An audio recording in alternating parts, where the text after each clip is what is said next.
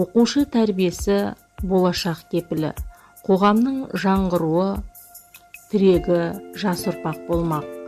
Дана халқымыз ағаш түзу өсу үшін оған көшет кезінде көмектесуге болады. Ал үлкен ағаш болып өскенде оны түзете алмайсың деп бекер айтпаған. Сондықтан баланың бойына жастайынан ізгілік, мейірімділік, яғни адамгершілік секілді құнды қасиеттерді сіңіріп, өз-өзіне сенімділікке тәрбиелеуде отбасы мен педагогтар шешуші роль атқарады. Әр адамның бойында күн бар, тек оның нұрлануына мүмкіндік беріңдер деп ұлы данышпан Сократ айтқандай, әрбір баланың шамшырақ секілді жарқырауына мұғалімдердің ерекше тәрбиесі қажет.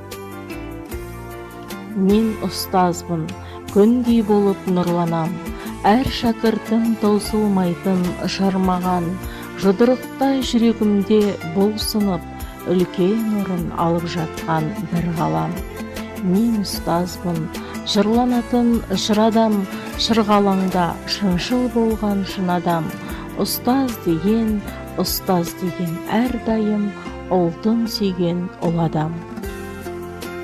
Жетістіктер жігер берер ұстазға, алаңдаймын келеді деп қай кемем. Шәкірттерім білімменен ұшталса, тұлпар болып озып келер бәйгеден. Әдебиетпен сусындатып ұрпақты, дәріптедік дәстүрімен салтынан, Мұқағали Мақатаев оқуын, шәкірттерім жүлде алды ауданнан. Әр шәкірттің жетістігі үлкен сый, қуантады көзіндегі бір үміт. Жырларымен қол үзбеген арманнан, фаризалар келмесе де тіріліп. Ақындардың жарысында самғаған, зикірлі аружандай шәкіртім, оза шауып бас жүлде алды ауданнан.